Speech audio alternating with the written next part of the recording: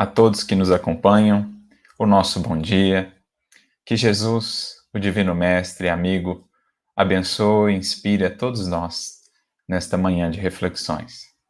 Na pessoa do seu Pedro, gostaria de cumprimentar todos os amigos aí de Rondônia, também os amigos que nos acompanham de outras partes, enviando as nossas vibrações fraternas e rogando a Jesus que abençoe o coração de cada um, nas lutas, nas provas que a gente vai encontrando aqui na vida como recurso necessário, como adubo divino para que possamos florescer os frutos e frutificar os frutos divinos do Evangelho em nosso coração. A vida é difícil, bem eu sei, nos diz um espírito amigo no capítulo 9 do Evangelho segundo o Espiritismo, na mensagem sobre a paciência. Compõe-se de mil nadas, que são outras tantas picadas de alfinetes, mas que acabam por ferir. No entanto, se atentarmos para os deveres que nos cabem, que nos são impostos, e se compreendermos, se analisarmos as compensações e consolações que temos recebido, haveremos de notar que as bênçãos são muito mais numerosas do que as dores. O fardo, conclui esse espírito amigo, parece menos difícil, ou menos pesado, quando se olha para o alto do que quando se curva a fronte para a terra. É com essa frase inicial desse espírito amigo que iniciamos esta nossa reflexão nesta manhã, falando dos desafios da vida na matéria. Esses mil nadas, esses pequenos alfinetes das dificuldades, das preocupações, das vicissitudes de cada dia que marcam a trajetória de cada um de nós. Cada um, melhor do que ninguém, saberá os desafios que vão aí no mundo interior, ao seu redor, trazendo inquietude, muitas vezes angústia, aflição ao nosso coração. Mas é preciso, então, aprendamos com o Espiritismo, com o Evangelho de Jesus, a encontrar meios, recursos para sanarmos essas inquietações e vivermos aqui no mundo tão bem quanto nos seja possível, em termos de serenidade, de equilíbrio, de confiança, de calma interior. E é essa a nossa proposta nesta manhã. Buscarmos, a partir das luzes que nos chegam do mais alto, recursos, entendimentos, que nos auxiliem a criar um clima interior de serenidade, de confiança, apesar das vicissitudes que naturalmente marcam a vida terrestre. Vicissitudes que geram inquietudes, inquietações que, se alimentadas, se não sanadas ou saneadas, acabam por criar um clima psíquico, um clima de tensão íntima, que estará por trás de muitos equívocos, deslizes nossos. Como o benfeitor Emmanuel vai comentar numa mensagem muito interessante, do capítulo 86 do livro Palavras de Vida Eterna, quando ele fala dessa inquietação, desse clima de tensão interior que muitas vezes vamos alimentando, na ausência do cuidado com os nossos sentimentos, com esse nosso mundo interior, clima esse de tensão, então, que vai estar por trás, por exemplo, da desatenção que leva a um acidente, vai estar por trás de algum erro, de algum equívoco ali em uma atividade nossa profissional, seja um cálculo, uma informação, um relatório. Vai estar por trás também dos julgamentos precipitados que muitas vezes faremos, ou de expressões infelizes de que nos utilizaremos no momento de impulsão, de impulsividade com relação ao próximo.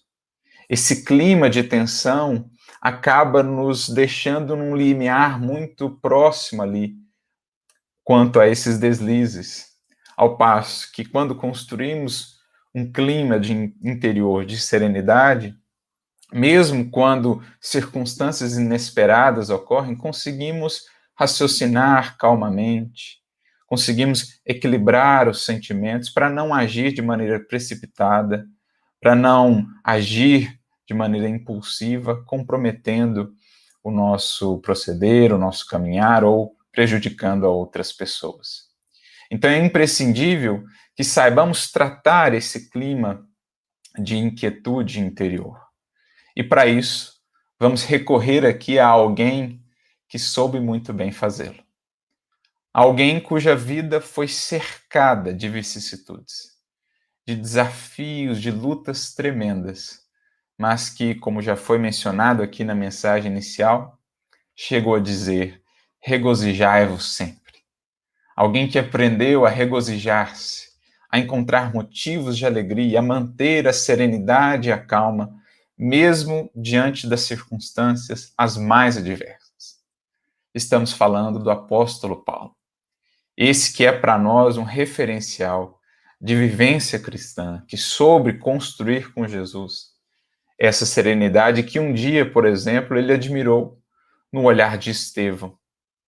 Algo que o marcou profundamente, quando ainda na condição de Saulo, responsável pela perseguição, pela condenação de Estevão, pelo seu martírio, mesmo no dia fatídico da partida de Estevão, Saulo, ao contemplar aquele olhar, ferido, corpo ferido, prestes a deixar a vida física, Estevão ainda irradiava pelos olhos uma paz e uma serenidade que impressionaram de maneira indelével o apóstolo Paulo.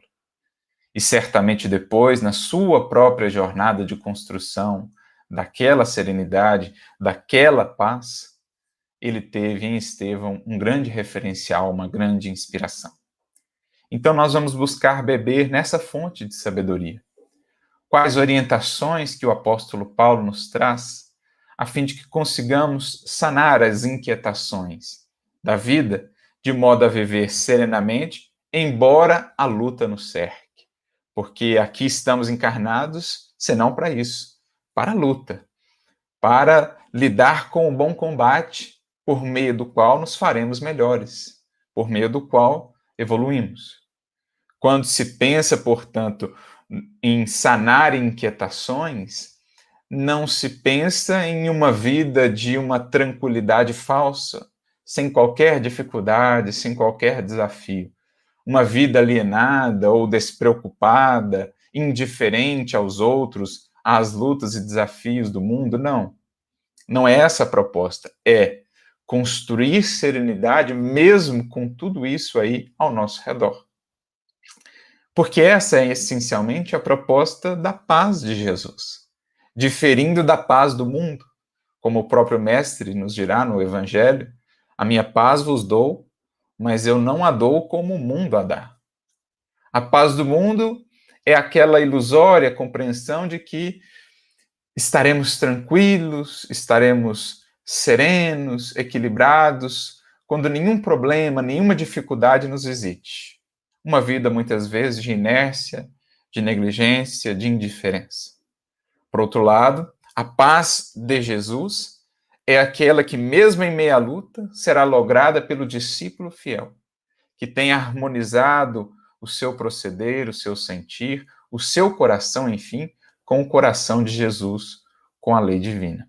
É essa paz que buscamos, mesmo em meio ao bom combate. E para nos conduzir, então, nessa reflexão, vamos a uma das epístolas paulinas. Vamos à sua carta aos Filipenses, que também é chamada de Carta da Alegria, porque é um dos temas que ele mais vai abordar nesta carta. Mas nos interessam aqui especificamente dois versículos, que se encontram lá no capítulo 4 da Carta aos Filipenses, versículos 6 e 7. Serão o nosso ponto de partida para a reflexão desta manhã. Aqui eu leio a tradução de João Ferreira de Almeida, mesmo revista e corrigida, em que está dito, no versículo 6, não estejais inquietos por coisa alguma. É uma frase, uma orientação como que complementar àquela que foi trazida na mensagem do início. Regozijai-vos sempre. no sentido de que, apesar dos desafios, há motivos para regozijarmos, apesar dos desafios, é preciso e é possível não estejamos inquietos, angustiados. Construamos uma paz, uma serenidade que nos são possíveis no patamar em que nos encontramos, mesmo diante dos quadros desafiadores. Então, não estejais inquietos por coisa alguma. Antes, as vossas petições sejam em tudo conhecidas diante de Deus, pela oração e súplicas com ação de graças. Olha que interessante o caminho que ele vai dando para nós para a construção dessa serenidade, para o sanar das inquietações que por vezes venham a nascer, a surgir em nosso coração. Ele apresenta um caminho, ele vai dando para nós as diretivas para que a gente consiga sanar as inquietações que nos visitem. E aí no versículo 7 ele ainda prossegue: e a paz de Deus, que excede todo entendimento, guardará os vossos corações e os vossos sentimentos em Cristo Jesus. Então, olha que interessante. O versículo 6 e o versículo 7 estão aqui casados. O 7 é consequência daquilo que ele nos apresenta no 6. É como se ele dissesse assim: olha, se vocês buscarem essas orientações que aqui estão, né, listadas no versículo 6, e a gente vai desdobrá-las melhor, o resultado vai ser o quê? O que ele propõe e apresenta no versículo 7. A paz de Deus, que excede todo entendimento, vai envolver, vai guardar os nossos corações e os nossos sentimentos em Cristo Jesus. Estaremos envolvidos aí em Cristo Jesus. Então, olha a proposta aqui, Paulina, e a proposta de quem soube fazê-lo. Isso eu sempre trago, né? Eu sempre recordo quando estamos falando de algum trecho das cartas do apóstolo Paulo. O que ele nos apresenta em suas cartas não são concepções teóricas, não são desdobramentos aí do seu pensamento apenas, elucubrações. Na verdade, são experiências profundamente pessoais, porque vividas por ele, em campo, em operação com Jesus, em atividade na seara do Mestre. E ele o faz, então, compartilha isto conosco, a fim de que os operários do porvir, no caso, os que hoje aqui estamos buscando laborar na seara de Jesus, e todos aqueles que vieram depois dele, pudessem aprender com a experiência prática que ele pôde ter, em meio às lutas e desafios que encontrou na tarefa por cumprir os desígnios de Jesus. Então, a gente sempre gosta de frisar isso. A proposta paulina aqui é uma proposta realmente prática, de quem viveu, de quem aplicou, de quem vivenciou isso no âmbito não apenas teórico, mas do sentimento, da vida. E por isso essas palavras são tão vivas. Por isso elas são assim tão eloquentes, porque elas estão acompanhadas de uma autoridade moral, de uma experiência pessoal, de uma sinceridade que não pode ser falseada, que não pode ser simplesmente criada. É uma sinceridade real, de fato. Então vamos buscar aqui tratar cada um dos pontos, cada uma das propostas que ele nos orienta. Como, então, não estarmos inquietos por coisa alguma? Como sanarmos as inquietações? Um primeiro aspecto importante, a gente já mencionou, é entendermos que isso não pressupõe uma vida alienada. Não estarei inquieto por coisa alguma, vou fugir da vida, da convivência, vou buscar um local ermo, um local ali bonito, para viver, um cenário paradisíaco, e ali não vou mais me preocupar com as lutas do mundo, com as dificuldades dos outros. Não, não é essa a ideia. é estar inserido na dinâmica da vida, entendendo que a convivência, os desafios da convivência e da vivência material são absolutamente imprescindíveis para o nosso progredir. Caso contrário, não voltaríamos à matéria. Então, é algo, sobretudo, referente ao campo íntimo da criatura. Às vezes, as circunstâncias exteriores não se modificarão em nada. Continuarão as mesmas que antes nos causavam inquietação, mas agora nós lidamos com elas de maneira diferente. Às vezes vão se tornar ainda mais difíceis até, mas como estaremos melhor preparados, conseguiremos lidar com elas de uma maneira melhor, de modo a não deixar crescer em nós a inquietação, não deixar espalhar no campo do nosso sentimento essa erva daninha da inquietação, que muitas vezes vai gerar, como a gente mencionou também ao início, desajustes, desequilíbrios, atitudes precipitadas, né, palavras infelizes. Pois bem, qual o primeiro aspecto, então, que ele traz para a gente sanar essas inquietações? Ele diz: antes que as vossas petições sejam em tudo conhecidas diante de Deus, pela oração, pelas súplicas. Então, o primeiro aspecto que ele diz: criar uma relação com o Criador. Entreter com Deus um vínculo cada vez mais estreito, de confiança mútua. Porque assim como precisamos buscar a confiança em Deus, precisamos entender que Ele confia em nós para os empreendimentos que nos cabem na vida, para os deveres, para as lutas, para os desafios que nos alcançam, que nos são aí propostos pela existência. Deus não nos permitiria vivenciar essas experiências se não confiasse na nossa possibilidade de superá-las. Então Ele confia em nós.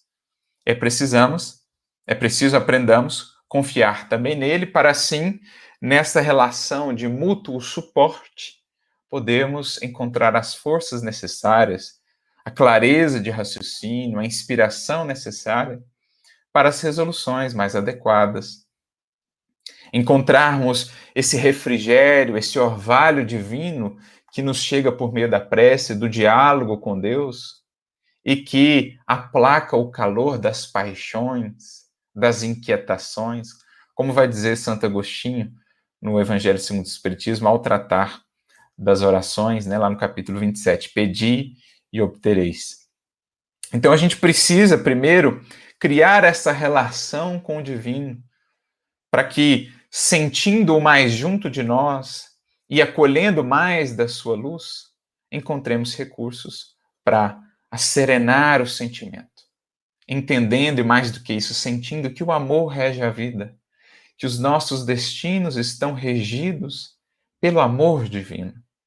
E isso é um antídoto tremendo para quaisquer males da vida. Mais uma vez, Santo Agostinho nos dirá, no Evangelho segundo o Espiritismo, na mensagem O Mal e o Remédio, quando ele nos apresenta que a fé é esse remédio, é esse antídoto contra o medo, a angústia, as aflições do caminho. Então é preciso criar essa relação com Deus. Lembrando também o apóstolo Pedro, na sua epístola, na sua primeira epístola, quando ele diz para nós, lançando sobre ele, sobre Deus, todas as nossas ansiedades, porque ele tem cuidado de vós, diz Simão Pedro. Isto é, depositemos no diálogo, na relação com Deus, tudo aquilo que está pesando em nosso coração, os fardos, as inquietações, depositemos em Deus, porque Ele tem cuidado de nós. Ele vela por nós, é a providência divina que precisamos aprender a sentir. Mas nessa relação com Deus, nesse diálogo que precisamos manter com Ele, é preciso reflitamos quais os pedidos têm comparecido aí no santuário de nossa prece. Qual a natureza dos nossos pedidos? Porque muitas vezes as nossas inquietações têm se ampliado porque não temos meditado sobre a maneira como temos conversado com Deus, os pedidos que temos feito a Ele. Muitas vezes, como fazemos pedidos que não se harmonizam com a lei divina ou com a vontade de Deus a nosso respeito, e aí parece que as respostas não nos chegam, as soluções parecem não surgir, nos inquietamos, nos afligimos ainda mais. Mas é porque não temos sabido, não temos realmente entendido como pedir. Né? O próprio mestre do Evangelho dirá: não sabeis como pedis, não sabeis o que pedis. Precisamos refletir sobre que espécie de petições temos feito em nossas orações, o que temos esperado da vida, o que temos esperado da presença divina em nossa vida, que Ele venha satisfazer os nossos anseios, os nossos desejos muito pessoais, os nossos caprichos, ou temos pedido uma melhor compreensão dos seus desígnios a nosso respeito. É o que Emmanuel vai comentar no capítulo 65 do livro Caminho, Verdade e Vida, quando ele diz que raros são os filhos de Deus que comparecem no santuário da oração numa posição humilde, realmente desejosos de compreender as vontades do Pai. De um modo geral, nós nos colocamos na prece ou na relação com Deus tentando nos impor a Ele, tentando fazer com que os nossos pedidos se sobreponham aos seus desígnios. E Emmanuel chega a usar a expressão forte, né, enfática: temos sido pedinchões inveterados. E o que colhemos com isso? O desânimo, o desalento, porque aquilo que esperávamos não é atendido, quando na verdade aquilo de que precisamos já está presente em nossa vida, ou chegou à nossa vida, e muitas vezes temos relutado em aceitar, temos relutado em enxergar. Então, é preciso refletirmos sobre que espécie de petições temos feito. Por isso, vamos ver algumas orientações de Jesus no Evangelho, especialmente no Evangelho de João, no capítulo 15, por exemplo, quando ele vai dizer, lá no versículo 7, né? Se vós estiverdes em mim, e as minhas palavras estiverem em vós, pedi tudo o que quiserdes, e vos será feito, vos será atendido. Mas atentemos para as características desse pedido. Se nós estivermos em Cristo e as suas palavras estiverem em nós. Ora, quando assim nos colocarmos, é porque estaremos realmente comprometidos com a vivência do Evangelho. E então os nossos pedidos refletirão a lucidez, o bom senso, a real compreensão daquilo de que precisamos e não tanto do que desejaríamos ou gostaríamos apenas. Então, Emmanuel mesmo vai dizer que caminhamos para um dia chegarmos à condição das orações, dos pedidos integralmente atendidos. Quando se dará isso? Quando nós estivermos em Cristo e as suas palavras estiverem em nós. Então, quando a consciência, a luz, a lucidez do Evangelho brilharem em nosso coração, em nosso ser, então estaremos realmente mais aptos a pedir e pedir com proveito. E esses pedidos serão atendidos porque refletirão realmente um compromisso de evolução, uma compreensão das nossas necessidades espirituais. Então, o primeiro aspecto é refletir como tem sido essa nossa relação com Deus, como temos nos portado perante a oração. Porque muitas vezes temos multiplicado inquietações justamente por não abrir mão de determinados caprichos, de determinadas posturas de orgulho, que acabam, na verdade, ao invés de aliviar o nosso coração, aumentando o fardo de nossas inquietações. E aqui recorro, mais uma vez, Emmanuel, no capítulo 66, né, em sequência daquele que a gente já citou aqui, do livro Caminho, Verdade e Vida, Emmanuel tem um capítulo muito interessante chamado Como Pedes, em que ele reflete sobre mais uma dessas falas de Jesus acerca do nosso pedir na relação com Deus. Jesus fala assim: até agora nada pedistes em meu nome, lá no capítulo 16 do Evangelho de João, no versículo 24. E aí, comentando isso, o Emmanuel, em determinado momento, diz assim: o Mestre Divino ensinou que o homem deveria solicitar em seu nome. Por isso mesmo, A alma crente, convicta da própria fragilidade, deveria interrogar a consciência sobre o conteúdo de suas rogativas ao Supremo Senhor, no mecanismo das manifestações espirituais. Então, o primeiro elemento, Paulo está nos dizendo, para sanar inquietações, é analisar como tenho pedido, o que tenho pedido. Porque se eu peço isenção de lutas e as lutas não somem, não desaparecem, estarei inquieto. Se eu peço que aquela circunstância se dê da maneira como espero e ela não se dá, permanecerei inquieto. Agora, se eu peço a Deus, ensina-me a compreender o que essa circunstância tem a me ensinar, o que essa luta tem a me ensinar, o que aquela dificuldade que alcançou um determinado parente tem a ensinar a ele, que eu possa ser para ele um suporte, que ele possa entender melhor. Se eu faço esse tipo de pedido, então o meu coração se acerena, porque eu sei que Deus está regendo a vida e que tudo o que nos acontece há um motivo por detrás, há um aprendizado que precisamos ali acolher, entender, viver para transformar, para renovar.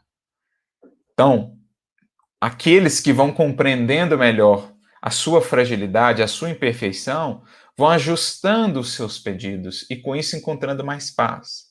Vão deixando de ter essa pretensão de modificar o Criador, os desígnios ou a lei divina para modificarem a si mesmos, ajustando-se melhor à lei divina a partir das circunstâncias que se apresentam. E isso alivia tremendamente o nosso coração, porque não temos mais que ocupação, né, como que de Deus mesmo, de querermos controlar a vida, controlar a lei, controlar o próprio Criador. Não. Voltamos ao lugar de criaturas. Voltamos à posição tão mais leve de espíritos em aprendizado e vamos deixando-nos seguir, conduzir adiante, né, pelas circunstâncias, fazendo a parte que nos cabe com leveza, com confiança de que o que quer que aconteça, se estivermos buscando o bem, se estivermos buscando o reino de Deus e a sua justiça, como diz Jesus, tudo mais vai se ajustando, tudo mais vai sendo acrescentado conforme as nossas necessidades. Mas prossegue aqui, Emmanuel. Estará suplicando em nome do Cristo ou das vaidades do mundo? Reclamar em virtude dos caprichos que obscurecem os caminhos do coração é atirar a poeira das inquietações terrenas. Então eu estou pedindo que, segundo os desígnios do mais alto, ou em nome do Cristo, ou conforme as vaidades do mundo. Eu estou pedindo essa isenção aí de dificuldades, eu estou pedindo essa conquista para construir aqui castelos de ilusão no mundo, ou para me fazer um indivíduo, um espírito melhor, à luz dessas experiências. Porque seguir alimentando caprichos na relação com Deus, né? Muitas vezes revolta, inconformação, exigências, é lançar a poeira das divinas inquietações, impedindo que a luz do divino sol nos alcance, penetre, né, a nossa casa mental. Mas pedir em nome de Jesus é aceitar-lhe a vontade sábia e amorosa, é entregar-se-lhe de coração para que nos seja concedido o necessário.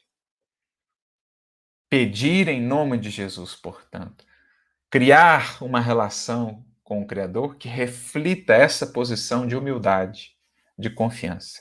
É o primeiro passo para sanar as inquietações. É acolher o que a vida nos traz, fazendo o nosso melhor, pedindo antes compreensão para entendermos os desígnios de Deus a nosso respeito, mais do que queremos moldar o Criador, ou a lei, ou a vida aos nossos caprichos, aos nossos anseios ainda tão infantis muitas vezes. Esse é o primeiro aspecto. Construir essa relação, esse diálogo constante, algo que não se faz da noite para o dia, mas que se constrói em verdade dia a dia.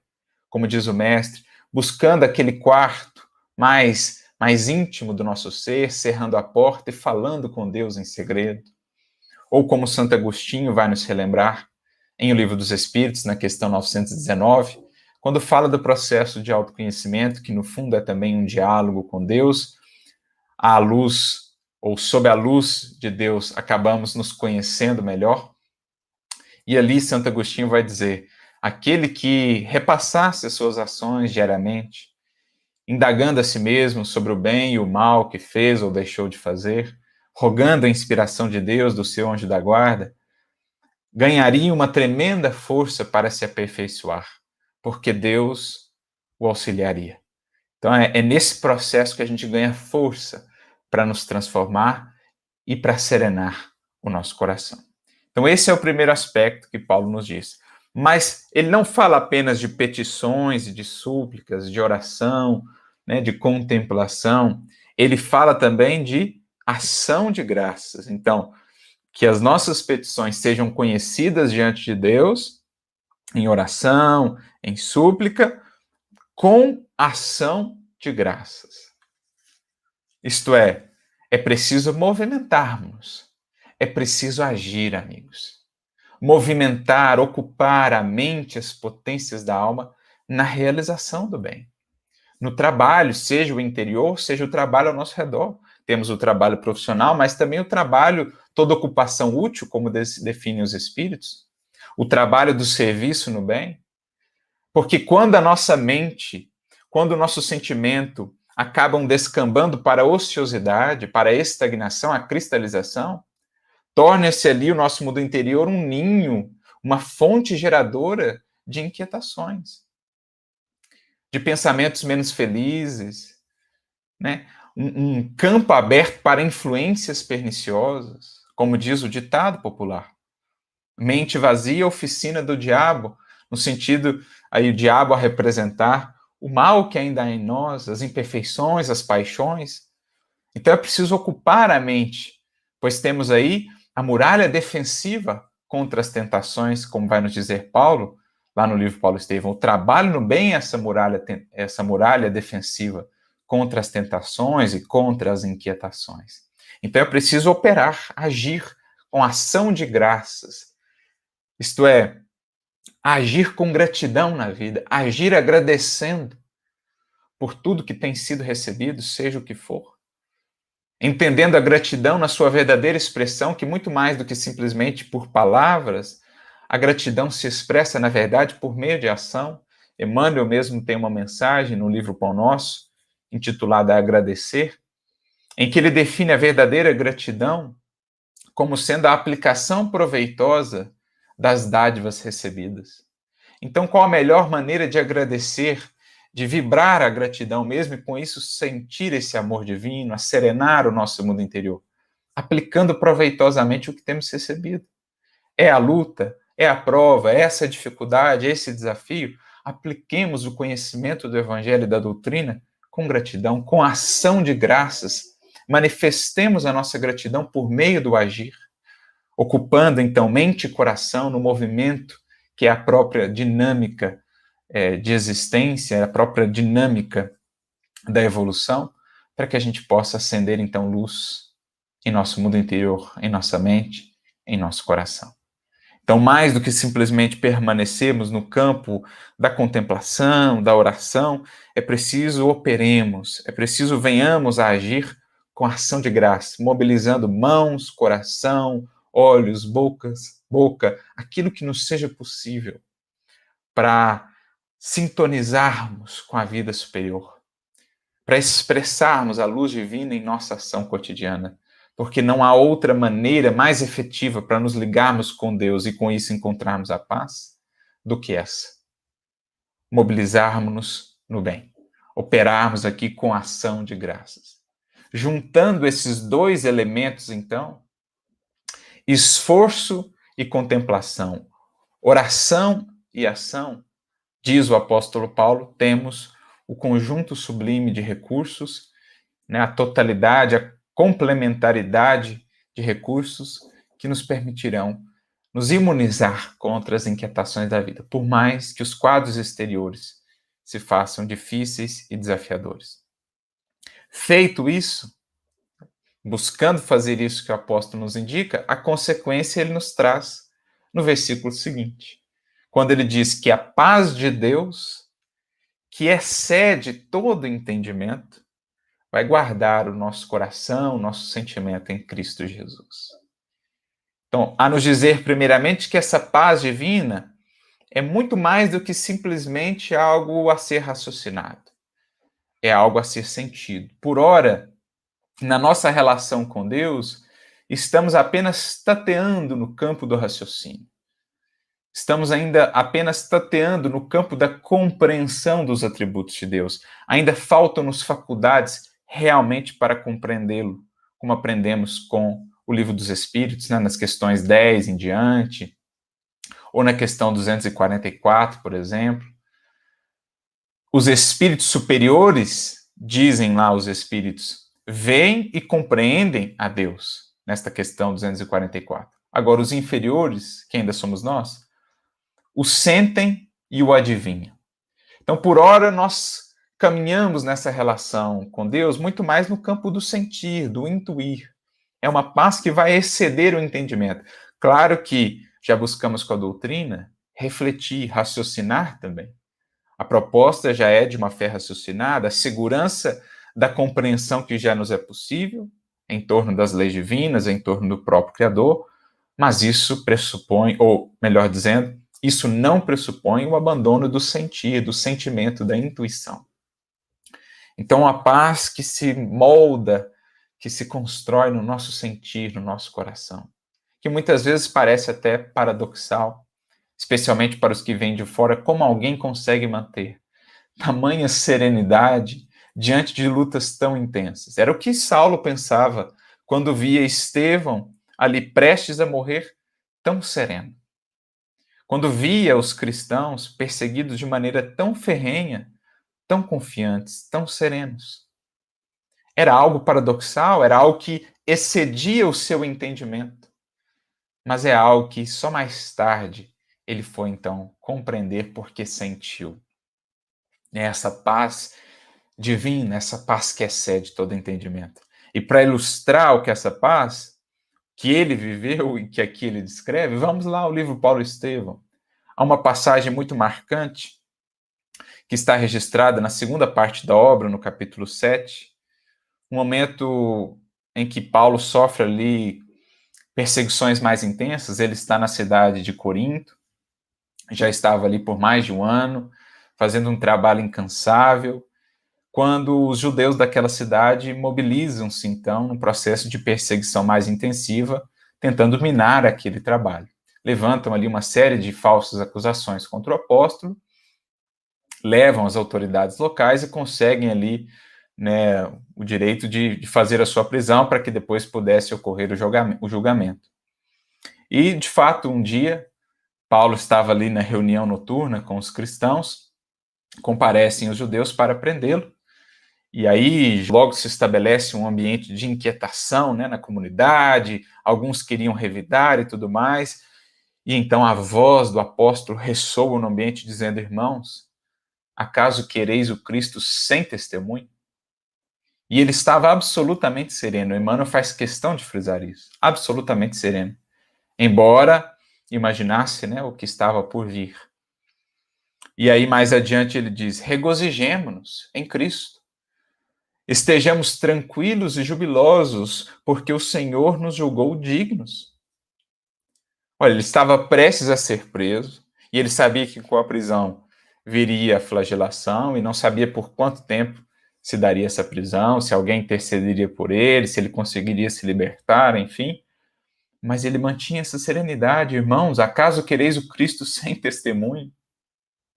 Estejamos tranquilos, regozijemo-nos, porque ele nos julgou dignos. Para quem olha de fora, é uma paz que excede todo entendimento. Como é possível alguém manter a serenidade diante dessas circunstâncias? Mas aí, descreve Emmanuel, atirado ao fundo de uma enxovia úmida, Paulo foi atado ao tronco do suplício e houve de suportar a flagelação dos 39 açoites. Então não bastasse a prisão, foi flagelado os 39 açoites. Acontece que, prossegue Emmanuel, ele próprio estava surpreendido. Sublime paz banhava-lhe o coração de brandos consolos. Entendemos o que é uma paz que excede todo entendimento?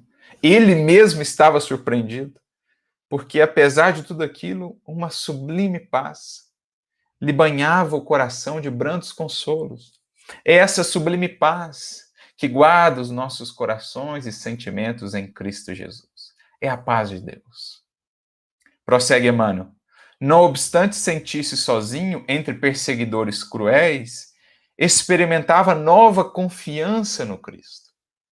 Porque o seu coração, seu sentimento estava banhado, estava envolto pela presença, pela luz de Jesus. Nessas disposições, não lhe doíam as vergastadas impiedosas. Então, nem a dor física ele sentia.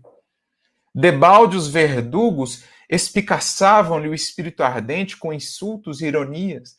Nem os insultos morais, nem as ironias conseguiam abalar aquela paz. Na prova rude e dolorosa, compreendeu alegremente que havia atingido a região de paz divina no mundo interior, que Deus concede a seus filhos depois das lutas acerbas e incessantes por eles mantidas na conquista de si mesmos. Então, qual o caminho, amigos, para essa paz que excede todo entendimento? As lutas acerbas e incessantes na conquista de nós mesmos. Uma relação estruturada com Deus e com Cristo, na confiança, no sentimento renovado, com ação de graças, ou seja, na operação, no agir da nossa transformação. Nos leva, então, a esta condição de paz divina no mundo interior que Deus concede a cada um dos seus filhos que adentram e que prosseguem nesse caminho de conquista de si mesmos. Prossegue ainda Emmanuel. De outras vezes, quando ele ainda era Saulo, o amor pela justiça o conduzira a situações apaixonadas, a desejos mal contidos, a polêmicas ríspidas. E poderíamos acrescentar aqui, a muitas inquietações, porque por mais que Paulo tivesse prestígio, influência, renome, fortuna, juventude, no fundo ele estava profundamente inquieto. A sua jornada pelo deserto em direção a Damasco é a jornada da inquietude, é um coração aflito, angustiado, que não encontrava paz em lugar nenhum, de modo nenhum. E que paradoxalmente via aquela paz naqueles por ele perseguidos. Então isso o deixava profundamente inquieto. Era a sua condição anterior. Mas ali, enfrentando os açoites que lhe caíam nos ombros seminus, abrindo sulcos sangrentos, tinha uma lembrança mais viva do Cristo. Então a conexão do seu coração com Cristo ali era mais profunda, sua lembrança era mais viva, porque ele havia aprendido, como nos diz Emmanuel, é preciso aprendamos a sentir com Jesus, a fim de que possamos então raciocinar e servir com ele. Como ele havia aprendido a sentir com Jesus, ali ele raciocinava, ele pensava, ele estava guardado no coração e no pensamento, sob a inspiração, sob a luz de Jesus. Então tinha uma lembrança mais viva do Cristo, a impressão de estar chegando aos seus braços misericordiosos. Então em pensamento ele se transportava para os braços de Jesus. Depois de caminhadas terríveis e ásperas, desde a hora em que havia caído às portas de Damasco, sob uma tempestade de lágrimas e trevas. Submerso em pensamentos sublimes, olha aqui que ele descreve, Guardar o coração, a paz de Deus há de guardar o nosso coração e os nossos sentimentos em Cristo. Então, submerso nesses pensamentos sublimes, Paulo de Tarso sentiu o seu primeiro grande êxtase. Então, açoitado, numa cela úmida e sombria, né, com inúmeras incertezas quanto ao futuro, se sairia dali ou quando sairia dali, enfim, como seria dali por diante, mesmo nessa circunstância, né, insultado, humilhado ali pelos guardas, ele sentiu o seu primeiro grande êxtase. Por isso, ele coloca, é algo que excede todo entendimento. A gente vai refletindo, vai raciocinando, mas nada como o viver isso, o sentir isso, porque não é possível descrever em palavras o que é essa experiência que vamos aprofundando no coração com Jesus, aprendendo então a sanar inquietações para repousar na sua paz. Não o repouso falso do mundo, um repouso portas adentro do coração, com a ação, com a luta por fora de nós e também por dentro, no esforço por superarmos e vencermos a nós mesmos. É isso que buscamos, amigos. Isso que se faz tão necessário em todos os tempos e especialmente nos nossos tempos. Temos tempos tumultuosos, tempos desafiadores, em que vivemos aí uma crise pandêmica, em que vivemos os desafios do processo de transição, mas especialmente ainda as lutas íntimas do bom combate que cada um tem a travar. Que saibamos nos orientar por aqueles que avançaram mais do que nós, por aqueles que foram à frente, desbravando caminhos e deixando-nos o seu legado de vida, de experiência, compartilhando conosco aquilo que será, quando acolhido por nós, tão útil para a nossa própria construção com Jesus. Que saibamos confiar acima de tudo, que saibamos investir nesta relação e fundar em nós, então, bases tão seguras o Evangelho de Jesus que, quaisquer que sejam as tempestades, como diz o Mestre ao final do Sermão do Monte, né? Caiam as tempestades, corram o rio, rujam os ventos, a casa há de não ruir, há de permanecer de pé, porque edificada sobre a rocha, sobre essa comunhão, sobre essa confiança com Cristo.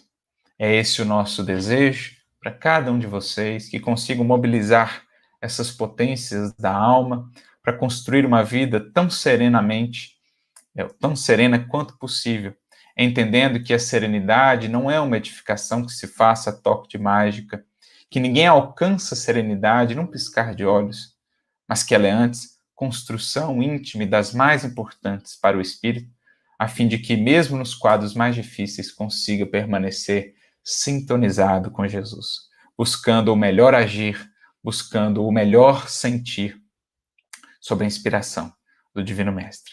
Que Ele abençoe, que Ele ampare a cada um de vocês na trajetória e que possamos manter corações e sentimentos sempre guardados em Jesus, sempre guardados nessa paz de Deus que excede todo entendimento. Muita paz, portanto, para todos vocês.